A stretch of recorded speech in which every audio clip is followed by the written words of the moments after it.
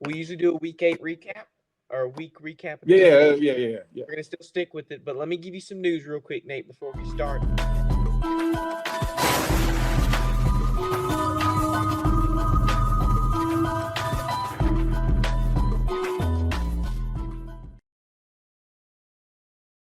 Stephon Diggs is out for the season Torn on a ACL. torn ACL. Now, the Texans just traded a second-round pick for the wideout to kind of give them someone they thought they could make a Super Bowl run with, and now he's gone. So we're going to see what happens. Trade deadline has it passed yet? Did it just pass? It was Thursday. Thursday. Trade deadline's over, so they might have to sign a little veteran free agent wide receiver. Yeah. We'll have to see what happens with that. Maybe a little. I don't know. I'm not gonna spoil anything. I got a couple. We might do a thing on it before the season ends. But Ravens, they acquire Deontay Johnson from the Panthers. He's a wide receiver from the Steelers. The Panthers got in free agency. Didn't even play a season for the Panthers. Panthers look like they're in rebuild mode with old new head coach first year Dave Canales. And we're going to see what happens in Carolina. But for now, Deontay Johnson is in Baltimore. They're looking to make a Super Bowl run. Maybe this is the piece they need. And we'll see what happens with that at the end of the season. Cleveland, Baltimore. While we're on the topic of Baltimore's playing in the dog pound. And Deshaun Watson pops his Achilles, so he's out for the rest of the season. And you're looking left and right. Who's going to be the next man in line? Who's going to be the next man in line? And I'm going to tell you who's the next man in line, Nate. Have you ever seen Hard Knocks when Ryan Fitzmagic and Jabbo were on the Tampa Bay Buccaneers? Mm-hmm. Do you remember that little rhyming thing? He went 1, 2, 3 into the foe. And then he did a I don't remember exactly what he said. I don't remember what it was verbatimly, but yeah. Yeah, and then he was like, we might not be good with these rhymes, but we like making pancakes and dropping dimes. Like that. I don't know. He was a bar. He made that up on the spot. But Jabbo, who I wish was still in New Orleans, starts for the Cleveland Browns and becomes your AFC Offensive Player of the Week. 3 touchdowns. He had a good showing, man. Let's just be honest. He had a really, really, really good showing. And guess what he did, Nate? You see what's in my hand right now? Oh, he ate that W. Nate. He gave the Browns their second win on the season, led them to a comeback against the Baltimore Ravens, and Jabbo won that game. Jaboo wins. Good acquisition. Good. You never know, the importance of a backup quarterback. You really do not understand how important it is to have suitable backups on your team. That was just, again, you look at the teams like the Dolphins, my Dolphins, and other teams like Indianapolis is in a great situation right now, having Joe Flacco as their backup now, their presumed starter. Save it for the second segment. That's our topic. But you just you really don't understand the importance of having a solid backup where the offense doesn't lose any rhythm, that you don't really, lose. Like losing a quarterback is losing a big piece, but have somebody that can come in and there's no drop off, same leadership, same poise, same moxie, that can control the offense. That's so important. And just again for him to come in, and again he was a former number 1 overall draft pick, former Heisman Trophy winner. He has started a lot of games. He can play the position. It's just making sure that he stays consistent with the offense and what the offense has, in stored and rhythm, and not trying to win games by itself. So, yeah. Well, Jabbo, I'd like to say on one note, he hasn't, and Tampa Bay has had good defenses. I'm not going to say he hasn't had a defense like Cleveland yet. So, I can't say he had. I mean, you could disagree with me if you. Yeah, because I got to say, that Tampa Bay defense. I was thinking about it. That defense, after they let him go and Tom Brady came in the next year, they won the Super Bowl. Yeah, but I agree. Tampa Bay was a Super Bowl caliber team without a Super Bowl caliber quarterback. That's the way I worded it. That's the way I put it before Tom Brady. But if you go back and look at Jameis's 30 for 30 season, I don't think the defense was much help that year. Because look, I had to watch the Saints play them twice every year, and their defense was never anything special. Now, towards the end, maybe when Tom Brady got there, yes, the defense got a lot better. Because, I mean, you saw Vita Vea emerge. They made like veteran signings like Ndamukong Suh just to have some veteran leadership on that D line to lead young players like Vita Vea at the time. And it worked out. But I mean, it progressed into a good defense.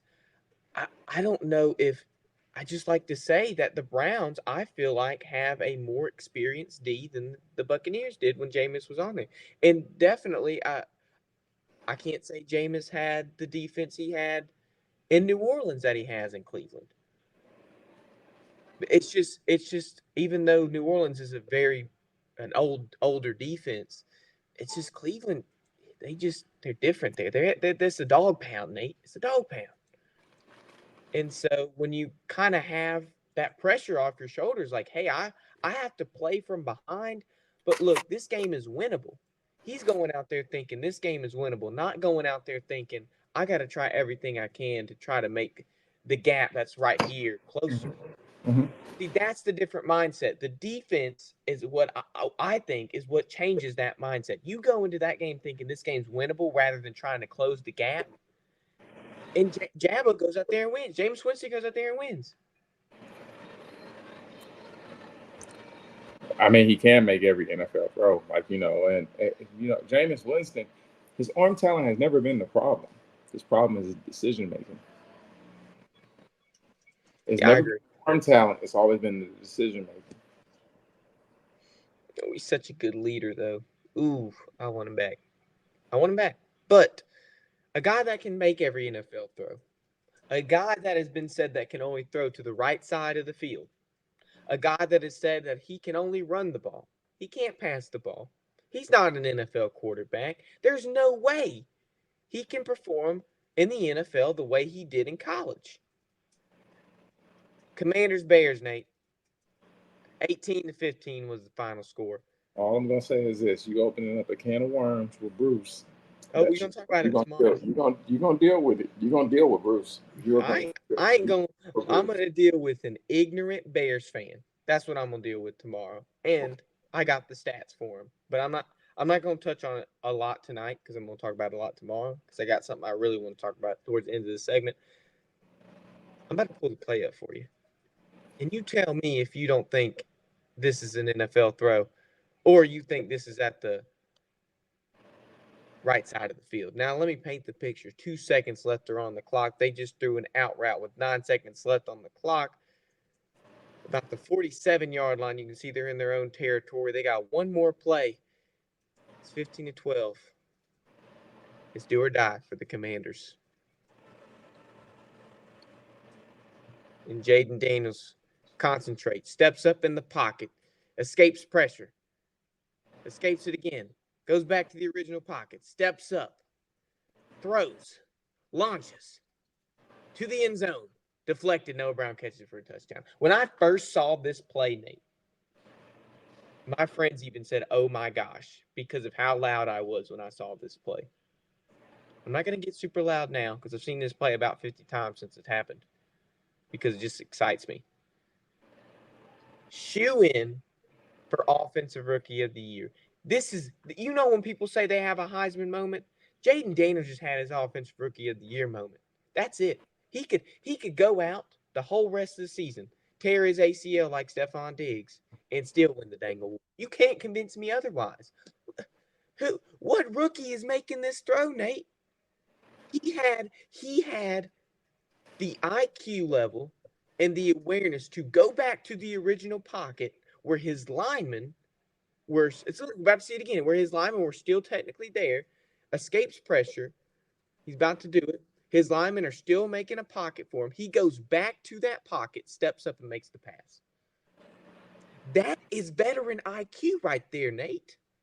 You can't tell me otherwise. No, you can't. I can't tell you otherwise. That's again, and you know what's crazy? If What's crazy? 29, if number 29 does not jump the way he did, he's the reason why it tipped. And that's the thing that man, victory, last play, victory. And I wish I'm glad you said number 29. I wish I grabbed it because you know who. You're right. You can't coach that, but you know who number 29 is, Nate. That's Mr. Tyreek Stevenson.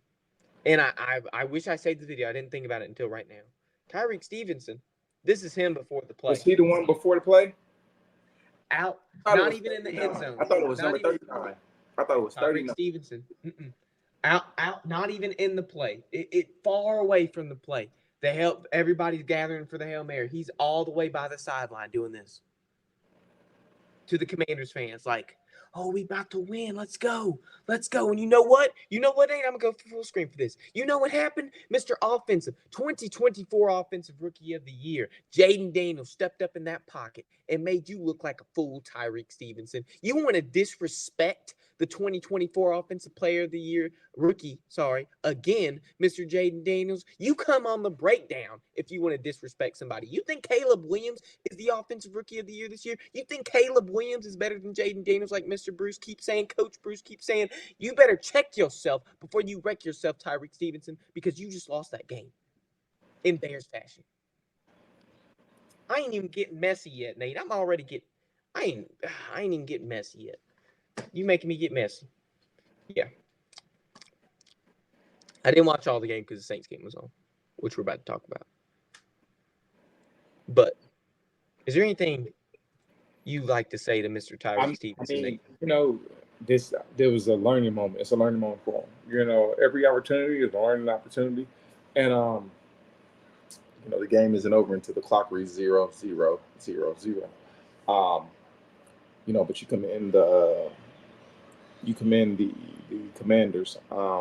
They did not have a good game. They did not play a really, really good game. But you know what? At the end of it, they won. And that's what it's all about, winning and losing. And Jayden Daniels had his NFL moment. He had his moment.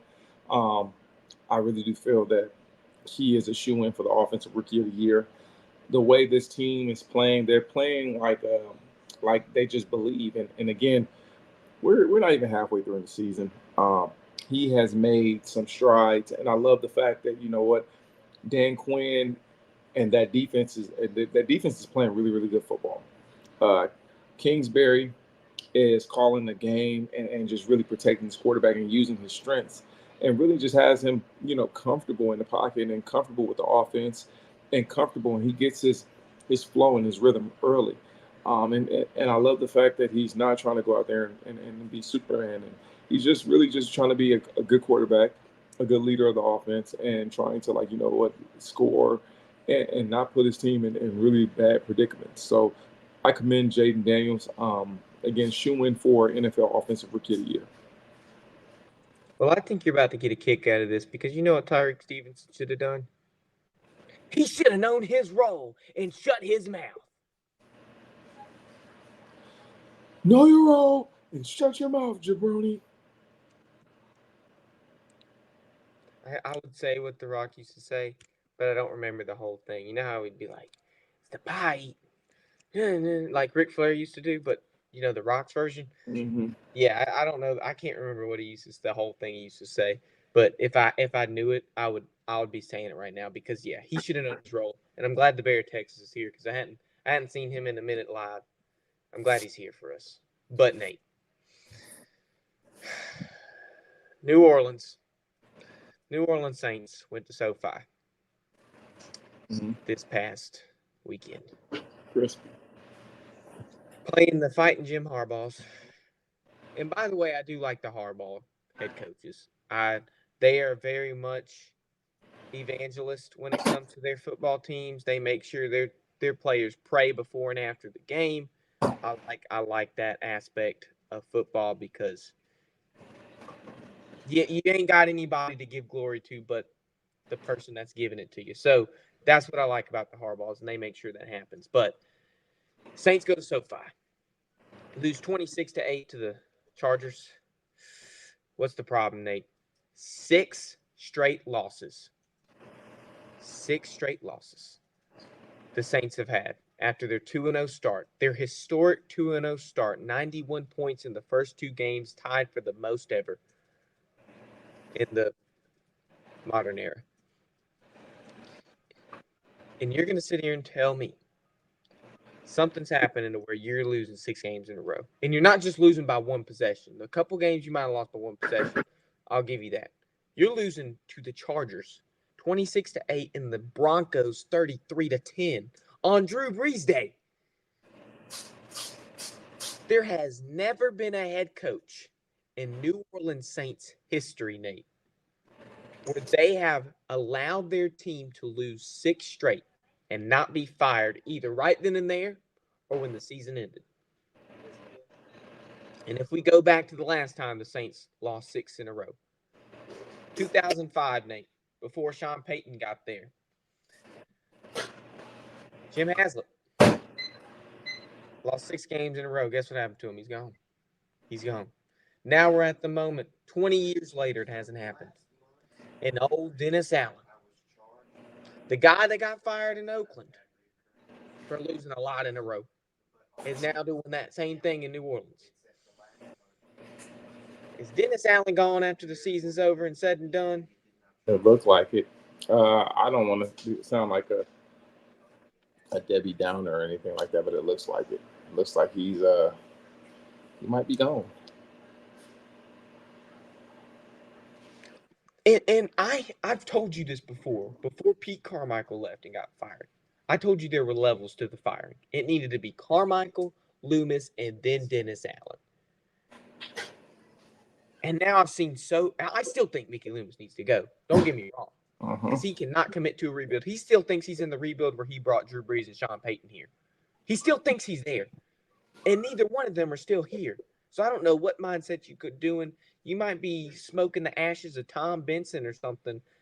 And whatever you're doing, you need to fix something in it. Because now I'm thinking, what is going on with the New Orleans Saints, a franchise that I have loved so much growing up? I'm seeing it just slowly deteriorate. And it's terrible to me that I cannot enjoy good football on Saturday or Sunday. I at least need one day, Nate. I at least need one day where my team is floating above the water. But now I got Gail Benson, who she knows how to shove money into a team, but she don't know how to properly organize one. You shove money into Mickey Loomis, who I think might be getting some on the side with some Gail Benson, if you know what I'm saying. And it's not working. It's not working. And now you're sitting here thinking, why are you, if you go Saints drafts, there are multiple drafts where they have 4 or 5 draft picks. Why? Why don't they have all 7? Because they either trade up, or they trade for costly players. And what happens when you have costly players? With Mickey Loomis's philosophy of freeing up cap space, you have backloaded contracts. And now we're at a point we are at negative $80 million on the year. Negative $80 million. And we can't get out this hole unless Mickey Loomis is gone. It's an old head. It's an old head. We need a new age in New Orleans. What needs to happen in New Orleans for them to float above water, Nate? 2 positions that need to be solidified. Two positions need to be solidified: head coach and your quarterback. Those are 2 positions that aren't solidified, so therefore you're going to constantly have a seesaw effect. You don't really realize just how important those 2 positions are with the leader of your franchise and the face of your franchise. Again, you look at all the teams that have had success and whatnot. It's because of the fact that they had great leadership as far as in the head coach, and they had a quarterback that can actually just really play the game and play the game the right way. And that's what New Orleans doesn't have. And they haven't had that since Sean Payton and Drew Brees. And it's kind of hard. It's kind of hard because you look at, just how good Sean Payton and Drew Brees were. And for somebody to come in and try to, I don't want to say replicate that or try to get you to do something better, but for somebody to come in and try to fill those shoes, that's a tall task. That's a tall glass of water right there. And it's going to be hard. It's going to be so much pressure. Dennis Allen I don't want to say anything disparaging against him because he's a head coach for a reason. He has the knowledge and the skill set to be a coach in the NFL. But sometimes, that head guy, you're not always fit for being a head guy. I do think that they really need to go back to the drawing board and get them a head coach and a quarterback. When you look at it, besides quoting Kendrick Lamar, there is absolutely nothing motivating that Dennis Allen says. It's like, okay, you're telling me what to do, coach. But like, if I go, think about it. If I go in the weight room on a to work out in the morning before I go on the field to practice, and I have my coach look at me and say, "You need to do 8 reps with 25 on each side for curls," and he looks at me just like that and tells me that, I don't want to work out with him. You ain't motivating me at all to lift that weight. I'm about to PR, Nate. I'm about to do the most weight I've ever had in my life. You can get it. It's only this much weight. I need some energy. I need like this is your PR. This is it. Get it up. This is the most you've ever done in your life. I don't want to be quoting Kendrick Lamar. I want to be quoting myself. I want people to put my quotes in the on internet. I don't want people putting other quotes of me saying it on the internet. I want people to look at me and say, "Oh my gosh, this guy knows what he's doing. He's motivating his team to win, and he ain't losing 6 losses in a row." Uh huh. I'm sitting here telling you this is a PR. I'm not looking at you like, "Oh, you know what? This could be the most weight you ever pulled in your life." No, dang it. This is it. This is your last set until you get on the football field. Get it up and go out there and win a dang football game.